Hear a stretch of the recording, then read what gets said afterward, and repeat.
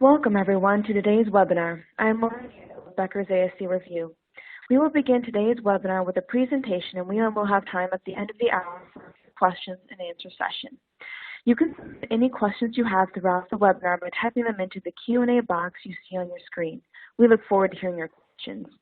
This session is being recorded and will be available after the event.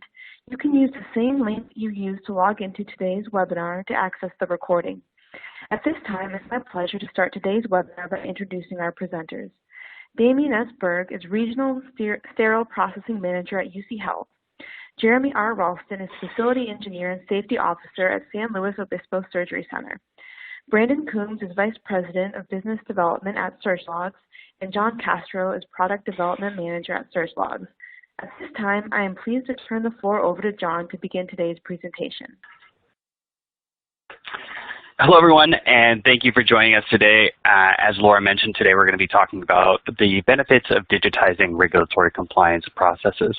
And what we talk about that when we're describing that is anything that the federal government or any state governments are mandating that your healthcare facilities do and document. Most of those practices are done on paper. So we're going to talk today a little bit about the challenges with traditional practices versus moving over into the digital space. So to start off, we're going to, as she mentioned, she described our presenters today. We've got Mr. Damien Berg and Mr. Jeremy Ralston joining us today. And then I am John Castro from SurgeLogs, and we also have Brandon Coombs. To start, Damien is going to describe some challenges in the sterile processing environment. Thank you, John, and thank you all for being here today, doing this presentation. And for those listening on the other end, I appreciate you as well. My journey, I've been doing sterile processing for 28 years, and I've been through numerous regulatory surveys, numerous State Department of Health audits and surveys, and I also traveled not only just around the country, but around the world, visiting hospitals and sterile processing departments, both in a consulting type of role, but also just touring and being able to see them and share my experiences. Been very lucky that way, but as an operational manager of two large facilities and a surgery center in northern Colorado, I'm pretty busy. I'm all over the place. So I go from hospital to hospital. I visit different areas in my hospital, and one of the things that has always challenged me is the ability to see at a moment's notice all the logs, the dozens and not hundreds of logs that a sterile processing department and a hospital really honestly has to maintain, both for simple things like temperature checks in your department to washer verification tests to all many different sorts of audits. I've even had the opportunity during the COVID time to use SurgeLogs to document our N95 mask reprocessing and other COVID-related tasks that we never did in sterile processing before, but I wanted to be able to show the work, but also track the work for any future questions or concerns. Compliance is very interesting because, again, when we talk about the regulatory people who come in and look at your departments, they're looking for very specific things. But one thing they look for is variation. And as we know, when we're dealing with humans, we often have our own little flares, our own little tastes of how we document things. And I've seen surveyors get to the point of if someone's doing a line through a whole regulatory checklist, or they do a checkbox, or they scribble the box out, or however they want to do it, where they put the date and time, the month and the day and the year, all that, if it varies from sheet to sheet and log to log, causes them to start asking questions and start digging a little deeper. That's what's nice about having the consistency of a digital platform, so I don't have to worry about the human effect to the logs. And then again, what's really nice is, again, I'm sitting at one of my hospitals right now, but I can actually log on my phone or on my computer and see, did my other hospital 20 miles away do the logs for that day, or they got upcoming ones. And if they hadn't, then I can reach out to that department leadership and say, hey, what's going on over there? Or if they had a failed log for whatever reason, maybe a piece of equipment's down and not working, we can initiate some remedies for that as well. And then more importantly is what I really like is escalation. I need to know what the fallouts are. Is it because of human error? Is it because of machines down? Is it because of workflow disruption? What is going on in my departments that they're not able to complete their regulatory logs? And it could be very simple as, I just didn't get to it yet, and then we can start having those conversations versus we got some major problems over here and I need to know about it, and I will know about it by logging in, simply looking. But really important is also showing the staff our education and return demonstration of the different type of logs that we have out there. So again, it's not just knowing that I got to say yes to a digital log or write it on a piece of paper log.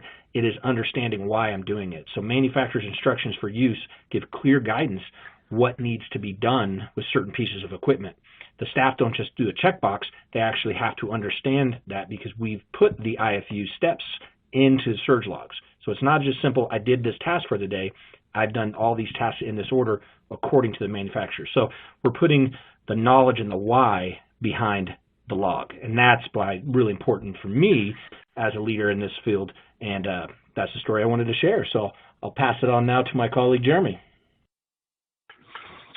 Awesome. Thank you, Damien. And to start off, before Jeremy gets started on his part, we'll talk a little bit about some research that we've done into life safety challenges. So that's our next topic is life safety. And what we found is 20% of facilities pass with absolutely zero life safety discrepancies. It's one of the most common areas for discrepancies, and this is according to data published by CMS. And if you want to take a look at what those percentages by deficiency are, you can see them on the screen here. And most of these really have to do with documentation and creating workflows behind getting all of this maintenance done and making sure hazardous areas are taken care of. Most of this stuff has to do with making sure it's all done on time. And so Jeremy's going to talk a little bit about his challenges and how he's overcome them. Jeremy? Good morning, everyone. Thank you for giving me this opportunity, and thank you for pulling up on us.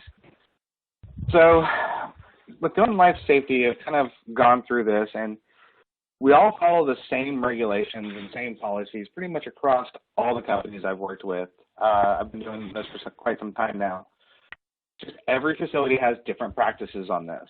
What's nice about this is we all follow the same, but it gives us a quick reminder of exactly what we need to do and the standard we need to do it. Like Damien was saying before, it takes out the human error of it. It kind of puts it into a straight log system. The best part about that I like about the digital part of it is you can set it up for your reminders, your drills, your maintenances, your trainings.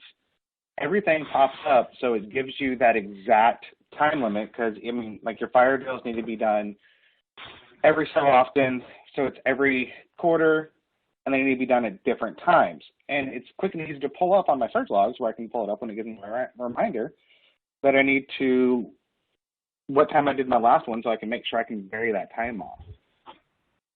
So this has also helped with my vendor compliances. So my people that do my fire alarms, my sprinkler systems, it's really helped out because they have they know what my standard is. I put it up, they go through the checklist, and it makes sure it has everything there that Joint Commission or AAAHC or CMS want to see. So it's made it very, very simple, and I've actually put other tasks into it that help me get through my day where it took me usually a few hours per day over several days to go through everything.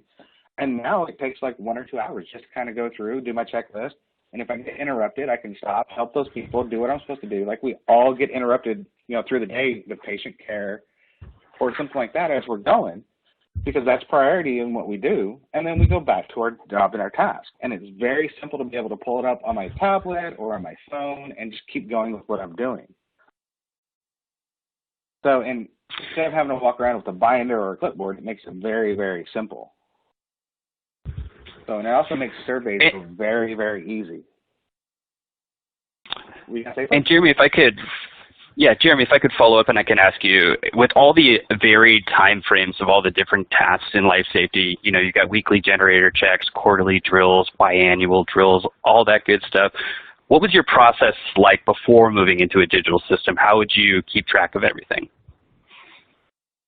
I mean, honestly, it's a little bit more difficult because you were going through, your logs, having to remind yourself, set up reminders on your phone or on your email to go through and try to check all this stuff.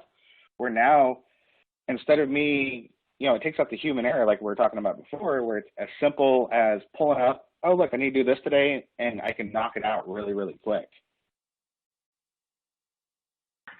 Okay, awesome. And thank you, Jeremy, for talking a little bit about life safety. On our next topic, we're going to talk a little bit about infection control.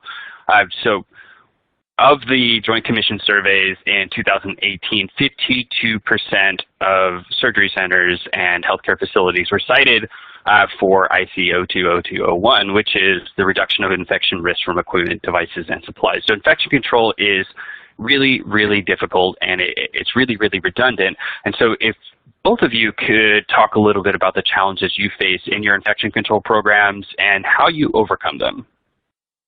Yeah, thanks, John. I'll guess I'll go and give it a try here. Yeah, infection control, as far, especially with the Joint Commission surveys, everybody knows that there's, some hot buttons, or should I say low-hanging fruit, that they like to go after. And in the infection control sections of the audit, sterile processing or high-level disinfection and cleaning of devices is one of their top citations. It is what they constantly find, and they find the same things over and over again in the hospitals they go cite. So I know, for instance, I'm in the Joint Commission window right now, and we're doing tons of mock audits, as everybody always does when they're in these. And again, it's really nice that when the auditor comes in, both internal and external auditors, I pull up the log and I said, where do we want to start? Whether it be our education, our competencies, whether it be, are you following your manufacturer's IFUs? Let's check a look at your maintenance on your equipment. All those now are in one spot. So I don't have what I usually affectionately call the crate of knowledge. It was basically a crate of binders and books we put together for an auditor that had to be constantly updated and changed. Now, majority of what I give them, I search easily. I let them search, or we print off exactly what they need on this type of thing.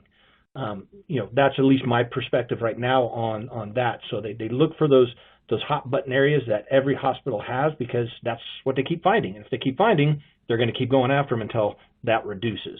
And so that's one thing that having the digital logs to eliminate those low-hanging fruit opportunities really comes in. And as we know, most surveyors, and I think Jeremy hit on this a little bit, once they start knowing that you have your stuff together and that they're getting their questions answered accurately, quickly, and it's in a very professional, it's not just a bunch of papers thrown around, they move on.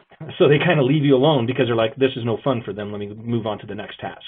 So giving them their answers and getting them what they need quickly so they move on and go out of my department is one of my top goals. I completely agree with you on that, Damian. I mean, even like the hand hygiene compliance log that we have, it's actually made it quick and easy for our infectious control nurse to be able to go from nurses all the way from pre-op, PACU, all the way back in the OR, including surgical techs and physicians, where she can do a quick 30-second log instead of having to run down and find paper. She can just do it quick on tablet and keep on running. So, I mean, and it has made it so much simpler for when the surveyors come in. We just went through a survey, and I put the whole thing in front of the surveyor, and what normally takes half a day took us a couple hours. We were done, and we were back on our walkthrough. Yeah, outstanding. John, can you do next slide, please? Of course. So again, I'll kind of here. Oh, go for it. Yeah, I was just going to open up and say, when looking at traditional versus digital regulatory compliance tracking, what are the biggest differences that you guys see? Yeah, I mean, Jeremy and I've kind of hit on this a little bit right here, but especially with the first two bullet points, finding instantly what we need and simplifying the process. One thing that I went through is, and I'm sure everybody can relate to this, is we actually had another person in the hospital who would be the go-between. So if the surveyor asked us to see certain logs or certain documentation, I would produce them, but I would hand them over to this other staff member, usually administration type of person or a regulatory quality person, and they would review and spend time making sure it's all complete, making sure it's what they asked for, and then they would hand that to the surveyor. So it was just another person in the mix trying to do stuff. This has eliminated that person because the logs are there. If they're not accurate, it's going to give you that color, the red, yellow, green, to tell you what you need and why it's not accurate. And again, it creates really nice workflows for our staff. Jeremy talked about it earlier, where he sets up the tasks and the staff go do them, and that's exactly it. And it becomes that knowledge-based thing, that comfortable level thing. I mean, in the beginning, getting used to a tablet in the department and going to the logs was something I had to follow up on daily. Hey, make sure you're doing it, make sure you're doing it, and I can see if they're doing it or not. Nowadays, honestly, that's one of the first things they do. They jump in the morning right after shift report and they start looking at their logs and seeing what's due today, what do I got to do, what's upcoming. It's really changed the staff's workflow, and it's really, really nice. And there's a couple other things that I want to highlight. It also forecasts stuff for you. So, for instance, we have an air dryer in our department that requires filter changes every so many months. It's a HEPA filter change. Well, instead of me waiting until the HEPA filter, is changed and then I can order it, I got to keep a bunch on supply. Again, it's all about dollars on hand. I get an email like a month before the filter's due from SurgeLog saying, hey, you got 30 days till you filter change. At that point, I can order then.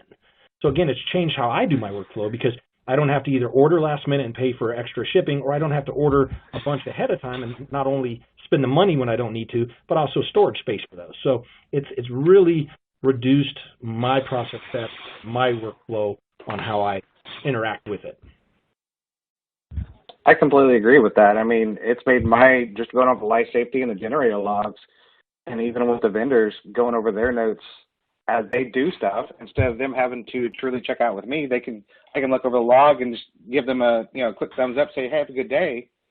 And it's made our flow go a whole lot simpler just through the day itself. Yeah, I mean, I think, one of the big things that we talk about is reducing the process steps. You don't, it becomes second nature for me to log on at certain time points during the day. I can set little task reminders in my calendar and say, check it. But honestly, it's second nature now to me to check my staff. And they know I'm checking too, because it's nice to be followed up. I always use the analogy of if you have kids and you tell them to clean the room, but you never go check the room, obviously it's not going to stay clean, or it's not going to be cleaned. So with my staff, they know that I'm checking because I can be literally 20, 30 miles away, and I'll call them and say, hey, I checked the logs today. How are we doing? Or, hey, good job on the logs today. I see everything's been completed. Anything you need from me? They now know that it is an expectation, but they also know that I'm checking. Before, I'd have to be on site to actually check. And with the immense amount of meetings that we all have nowadays, saving process steps and time and knowing that the staff are being held accountable and they know I'm checking it's been a game changer. And Damien, in overseeing two separate facilities as well in the sterile processing department, do you find that it helps with consistency in actually completing and in kind of training your staff on how to do these? Yes, it does. It does two things. It allows that consistency. That's absolutely true. So, when I float, and I have staff that float from department to department or from facility to facility, that they're not coming in and going, well, they're doing it over here this way, and yet you're doing it over here this way. It's one way for all my facilities. So that's really nice to have that consistency in how we document, but also, again, the why, what we're doing. But it allows for that variability where if I may have different pieces of equipment. So at one of my facilities, I have one piece of equipment that's unique there, and it has its own log and its own database. And then I have another piece of equipment that does the same thing, but it's just different because we bought it at different years and different times from different manufacturers. So the program allows me to have standardization, which I like, but also that variability, which is also important because, not all facilities are created equal. And Jeremy, how about you? As far as like life safety and making sure everything on the facility side is done correctly, do you find that this system versus traditional paper helps with consistency on those checks as well? Definitely. Like we were talking about before, it eliminates the different users kind of coming up with their own way to do the same log. It gives it a standardization. I mean, even across the company, several other facilities that we know that are using it, the digital logs are also doing the same logs that we built from scratch. So you can go from center to center if someone has a question or has a question about like their generator, how that log runs through. It's simple to run them through the whole steps. And just with the life safety stuff alone is crucial for that standardization of everything. Well, awesome. Thank you, guys. Is there anything else you guys want to talk about as far as traditional versus digital tracking, or is it okay to move on to the next topic? No, I mean, I think the thing that I want to share with, and again, I have a wide variety of staff, so I have 44 direct reports, and different education backgrounds, different ages, different generations. The one thing about this is, some people in the beginning were like, oh, great, another change, or oh, we're going digital. It was relatively easily adopted by all my staff members, no matter what, if they're a Gen X, a Boomer, a Millennial, it didn't matter. They actually adopted this very easy. So it is intuitive to use, and it's one of those things that I think they realize that it saves a lot of time. The one thing that a byproduct that I didn't realize, we actually got rid of a workstation we had a bunch of paper documentation for. So we had different binders and different way of recording things, and we kind of had one area where we tried to keep everything, but it always migrated around. But now that I just have a tablet in that area, that workstation's been utilized for something else now. So it actually freed up workspace for us, and that was a weird byproduct that happened in our department.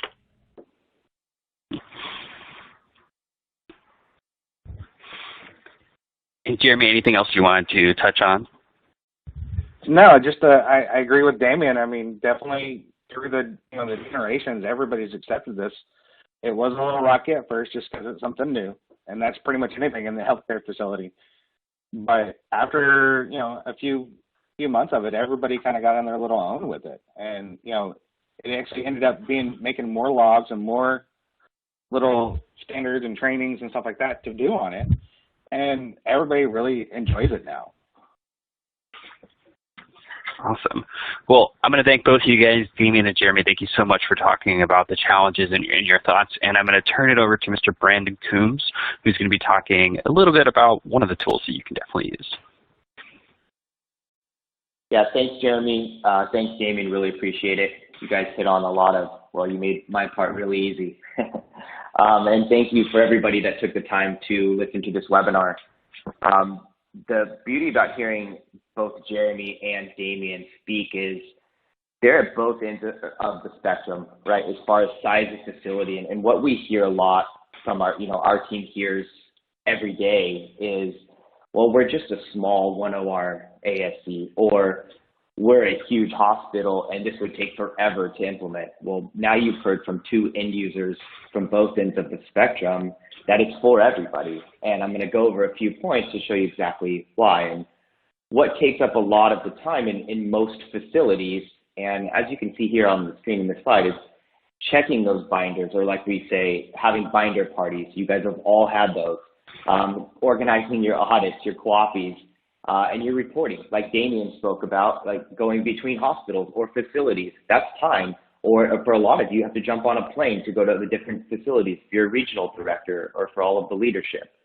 And in no matter the size, the corporation, I've been in hundreds of facilities on-sites across the country, and there's three main pain points that I find in all of them. And again, Damien and Jeremy touched upon most of these, but the first being, hey, let's take Joint Commission, for example. They're the same standards, but every facility that I go into that has the Joint Commission as an accreditation agency has a different set of logs. So using a digital solution gives you the opportunity to standardize, right? And say, hey, here's the skeleton. And like Damien mentioned, no two centers or facilities are the same. Different ORs, some do GI, whatever your specialties are. That changes, yes. But all of your infection control, all of the skeleton logs are the same. So that's the first pain point. And the second, knowing center compliance. At any given time, are you survey ready? Or are all of your centers survey ready? With our dashboard, you can know that from every single one of your centers that are using a digital solution. And the third, again, it was also touched upon, but it can be rocky at first, right? A new software, change. Not a lot of people like change, especially in healthcare. It's tough to tell a nurse that's been doing this for a couple decades that, hey, here's an iPad, try something new. It's not the easiest. But how does SurgeLogs help with that and comfort that? We provide unlimited customer care and in-services for your staff. Some centers take 2 weeks and they're ready to go. Some take 2 months. That's okay. We're there to help out as much as we need to. We have a customer care department that's there for you and your staff. That's their sole job, to ensure that you guys get provided the support. And we have a chat that's available both on the mobile application as well as your desktop. And our team has a KPI built in of under 2 minutes, and their average response time is 42 seconds. And to us, that's paramount in healthcare. When you guys are focusing on patient care, you need an answer, and you need an answer now. You don't need to submit a ticket. It goes to an IT department. In 48 hours, you might get a response. No, you need a response now. So these are the three main pain points. And again, Damien and Jeremy did a great job as end users explaining how that's actually affected or helped their facilities on a day-to-day.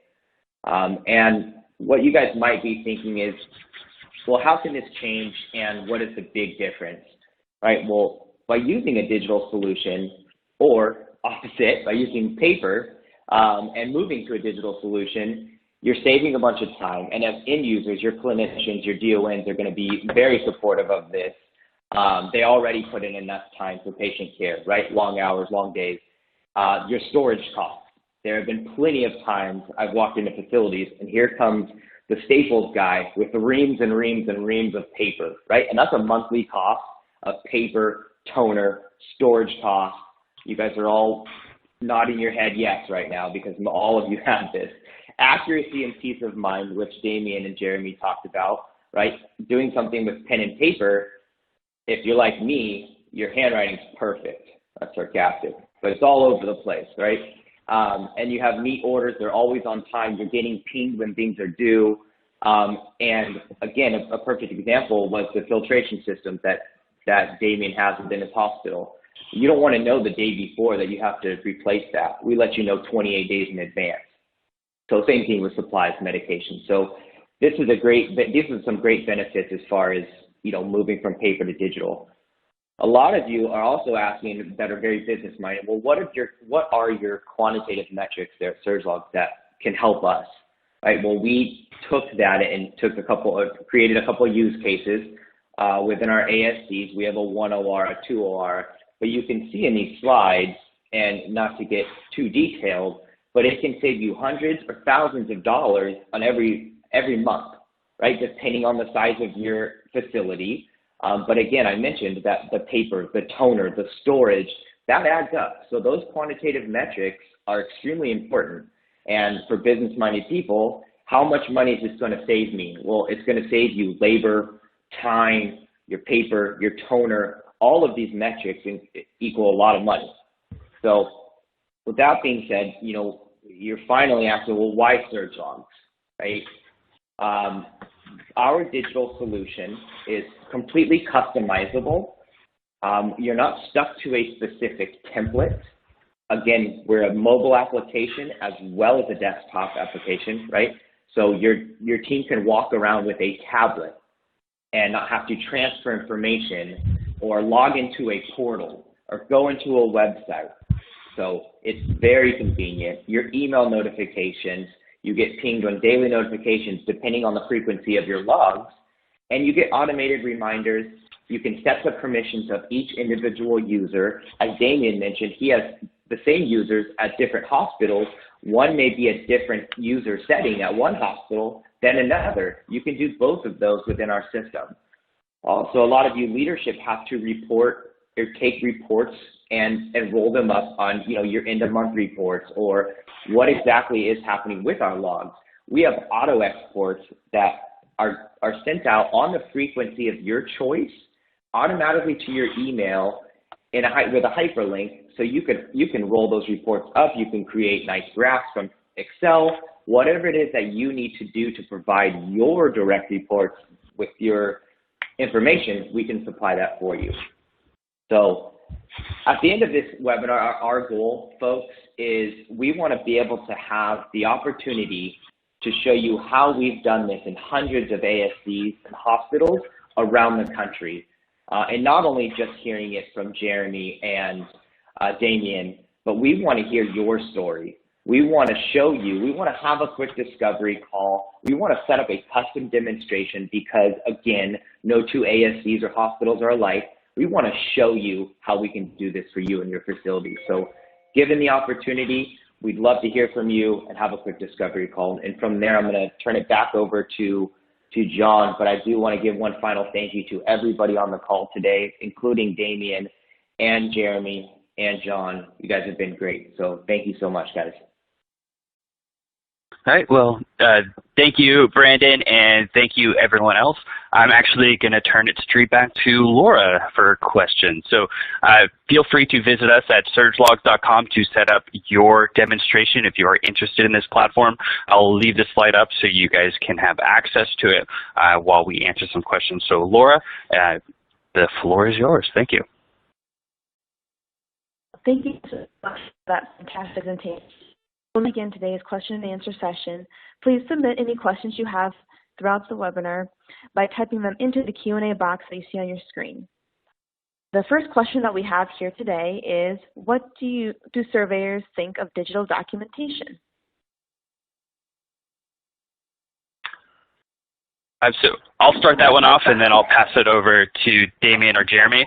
And so some of the feedback we've gotten from surveyors, especially from the Joint Commission, are they love the ability to, instead of looking through tons and tons of binder, trying to find pieces of paper that match up with exactly what they want, it's really easy for them to search within our system and find the exact day in the exact log that they want. So they get the information they need really quickly. And one specific point of feedback, as all of you guys know, we have COVID going on right now. One of the surveyors that went into one of our centers didn't want to actually touch all the paper. So having the ability for them to download the application and have it on their own personal phone, so they didn't have to go into like the individual facility and touch everything everybody else had been touching, they could use their own personal device to look at everything within the center. So that was a big one for them. And Damien or Jeremy or Brandon, if you have anything else to add, feel free to do so. I can jump in on this one. This was one of those things that was, we were really going through the flow, and then we had our Joint Commission come through, and I was sitting down with the life safety guy, and I ended up sitting, a tablet and my laptop up there and asking him what he kind of wanted, and he's like, I was able to pull the stuff very, very quickly, specifically what he wanted. And he was kind of giddy at first, like, ooh, this is going to be fun, and then he actually fell in love with it being digital, just for the simple fact of the ease of it. Like I was saying before, it took what we'd normally spend half a day just going through paperwork on. It took it in about an hour, 2 hours, and then we were on our walkthrough.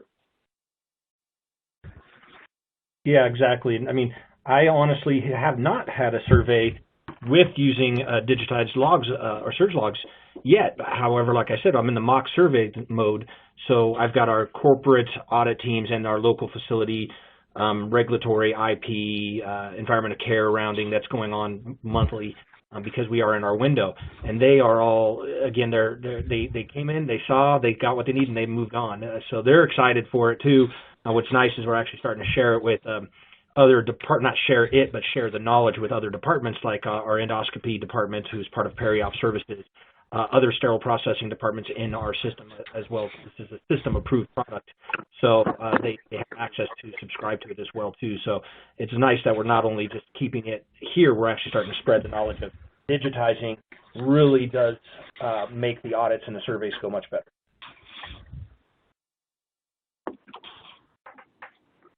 Perfect. Thank you so much for going through that with us, and that will be super helpful for our attendees.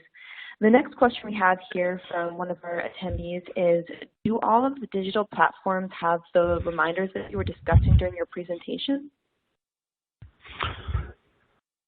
I'll take this one. While I can't speak for other digital platforms, as unfortunately I haven't had the chance to interact with any of them, I can speak for Surge Logs, and Surge Logs 100% has those reminders and creates that workflow. So it's going to remind you of any missed logs, any upcoming logs, expiring medication, and for anything that's longer than a monthly check. So for example, your quarterly, biannual, annual, every 2 years, all that good stuff, those will all have reminders. And Brandon, if I'm forgetting anything, you can add in on there as well. No, I just want to make sure we are answering the question properly. If that's a comparison to other digital platforms as far as outside of Surge Logs or within our individual modules, but there are reminders on all of our modules. So given the frequency, we can help out with whatever the frequency of the log is. And like John mentioned, the big ones are, those quarterly or annual checks that everybody's using Outlook as reminders, or Excel, everybody's favorite, right? Well, hey, guess what, guys? Excel does not jump out at you and say, hey, your filter is about to expire, or you have an annual inspection coming up. So yes, absolutely, those notifications are on our modules, 100%. Yeah, I totally forgot to mention our credentialing module, our vendor contracts module, all will have reminders built into those as well. Got it. Thank you so much for that clarification. Another question that has come up here is, can you share the name of the tools that are being used to digitize your logs?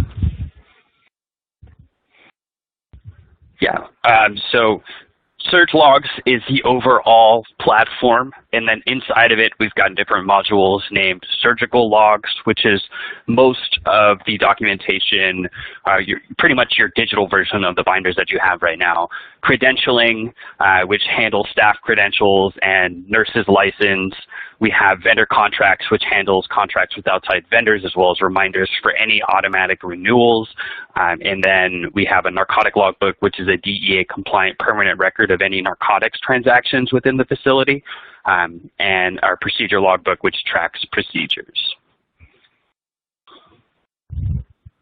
And John, I want to touch up.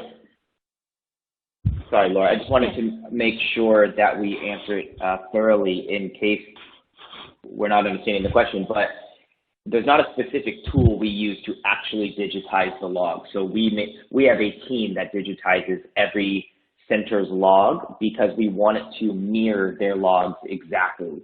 So for like Jeremy's logs, he sent over to us, our team that digitizes every single one of those logs, makes sure that it looks exactly like their staff is used to. And the same as Damien's logs were different. So our team takes that paper log and mirrors it digitally. So we don't have a tool we use to like run it through a system.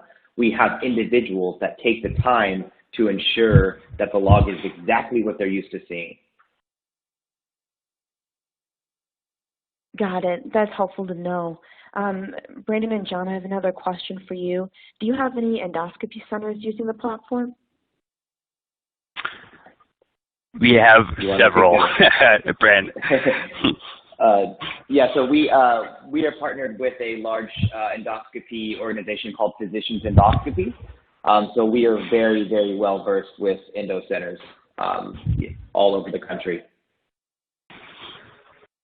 That's fantastic. I know Physicians Endoscopy is a great organization, so good to hear that you're working with them.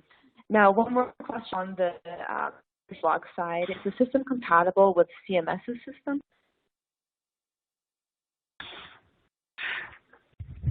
So to clarify, our system is completely customizable, so we can build it out if you're CMS deemed or you're doing your surveys through CMS themselves. Yes, we can make all of our logs compatible with CMS. As far as integrating directly with any CMS software, that's not something that we do currently. And Brandon, if you have anything to add there. No, I think the simple answer is yes. Are we accepted by CMS? Absolutely. We're accepted by all major accreditation agencies that are out there. So the answer is yes. Got it. That makes sense. And now a question for Dan and Jeremy. How long did it take staff to learn how to navigate the electronic tool? Well, I'll go ahead and start this. It didn't take them too long to learn the tool. Again, the key was I did, as we do a lot of training, is I put it in the hands of some capable leaders in my department, team leaders, at various shifts and times, and started that knowledge base. So we dipped our toes in the water, got a couple of what I call super users, people to use it. But again, like I said before, we're all used to using apps nowadays, and we're in the digital world. We just needed to get out of the 1980s in our sterile processing department and do this. So the staff, once they got it, they learned it really quick.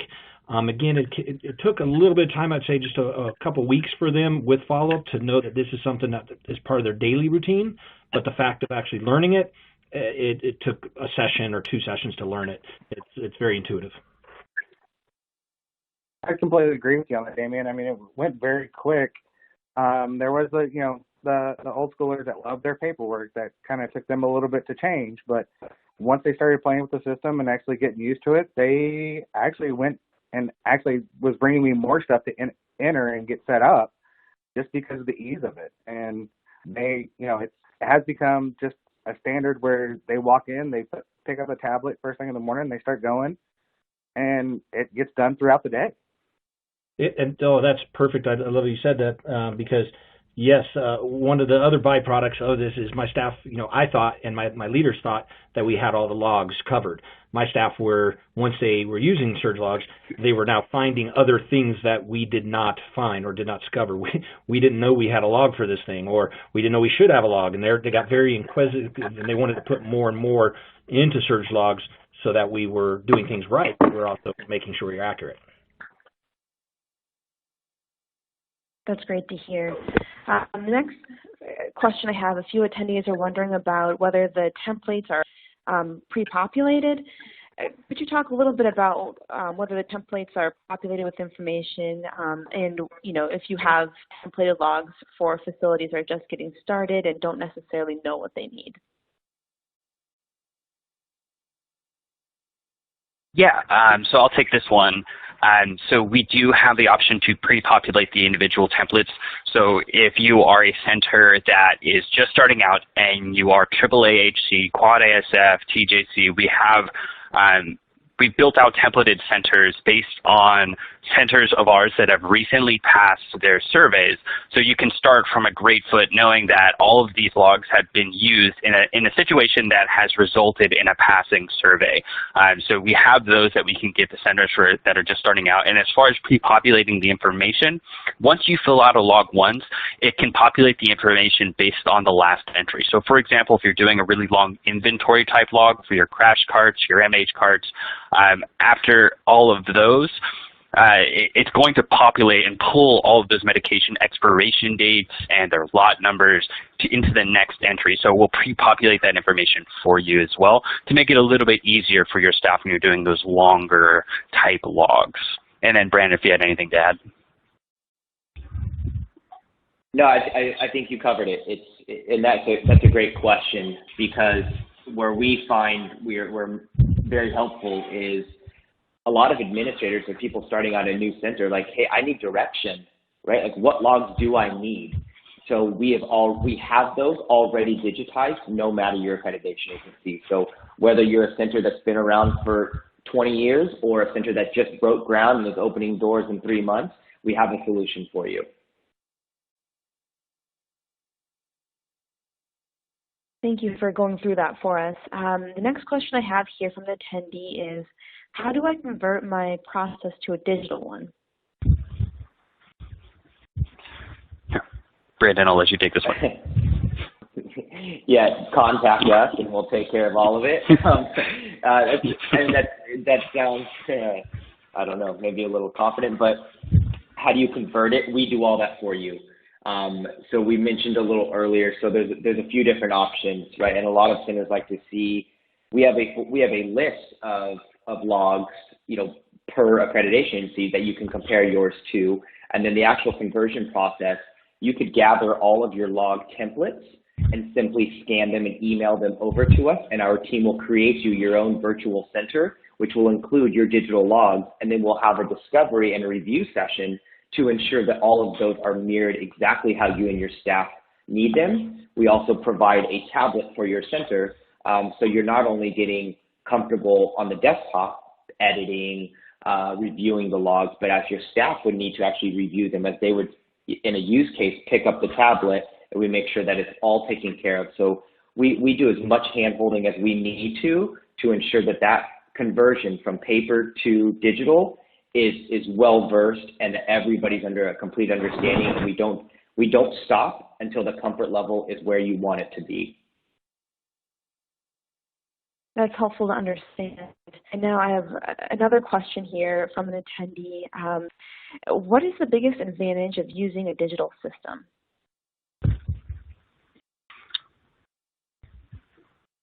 Damien or Jeremy, you guys want to take this one? Yeah. Sure. I mean, yeah, I can jump on this one. Go Oh, ahead. yeah, I think we both can. Yeah, I think we both can tackle this. I mean, I think the biggest advantage of the digital system is just that is everything's at my fingertips. And again, I have as leader, I have that confidence that my team's doing the right job just by going in every morning, creating my standard work, where I just check my logs and seeing where they're at, follow up if I need to follow up. But again, I just don't worry. It doesn't keep me up at night going, did they complete something? Did they do something? There was a story I can share real briefly that there was a facility that wasn't mine, but it was in my previous healthcare system.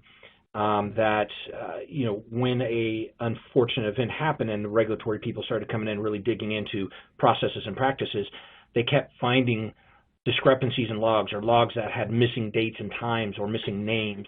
And I know the staff did this stuff because I saw them when I walked through there. They were doing the work, but it just wasn't documented. And as we know, if it's not documented, it doesn't exist. It didn't happen. And that was just so painful to go through, not only as a professional in this industry, but also knowing that the staff did the work, but we couldn't prove it. With the digital platform, that takes that away from me because I can see it digitally, and if it's not, we can follow up and get it, with the person and get it updated. And that, that peace of mind is really what's a big difference for me. Yeah, I completely agree with that. I mean, what's really been nice, through the digital, doing everything digital, I've even got my vendors on a standard that goes with the life safety codes or the EOC codes that really make it exactly what I need. Instead of their documentation being kind of vague on some areas, it makes it specific. And that's what just the whole digital side's made it easy, especially for tracking and everything else. And the reminders, I love those. Well, that is all the time we have for today. I want to thank Damien, Jeremy, Brandon, and John for their excellent presentation and Surge Logs for sponsoring today's webinar. Enjoy the rest of your day, and we look forward to having you join us for future webinars.